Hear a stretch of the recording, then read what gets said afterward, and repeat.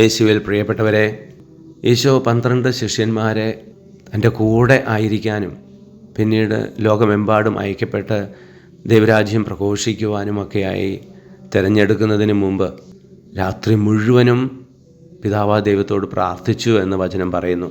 കാരണം അത്രയ്ക്കും നിർണായകമായ ഒരു തിരഞ്ഞെടുപ്പാണ് അവിടുന്ന് നടത്താനിരുന്നത്. അത് ദൈവത്തിൻ്റെ ഇഷ്ടപ്രകാരം തന്നെ നടക്കണമെന്ന് അവിടുന്ന് ആഗ്രഹിക്കുകയും ചെയ്തിരുന്നു. അതുകൊണ്ടാണ് അത്രയും സമയം അവിടുന്ന് ദൈവമായിരുന്നിട്ട് പോലും പ്രാർത്ഥിച്ചത്.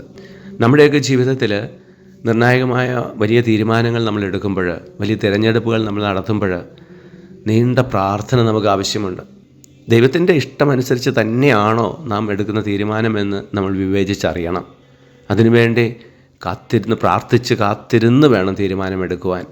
അപ്പോൾ തീരുമാനങ്ങൾ പാളിപ്പോകാതെ വരും, തെറ്റിപ്പോകാതെ വരും. അല്ലെങ്കിൽ മാനുഷിക ചിന്തയിൽ മാത്രം എടുക്കുന്ന തീരുമാനങ്ങൾ പലപ്പോഴും നമുക്ക് തെറ്റുപറ്റാം.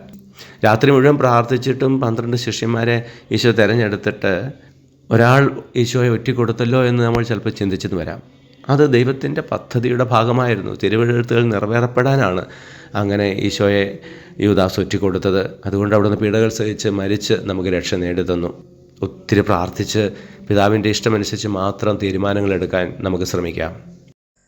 സ്നേഹനാഥനായ ഈശോയെ, ഞങ്ങളെ ഓരോരുത്തരെയും അങ്ങ് സമർത്ഥമായിട്ട് അനുഗ്രഹിക്കുമാറാകണമേ, ഇപ്പോഴും എപ്പോഴും എന്നേക്കും. ആമേൻ.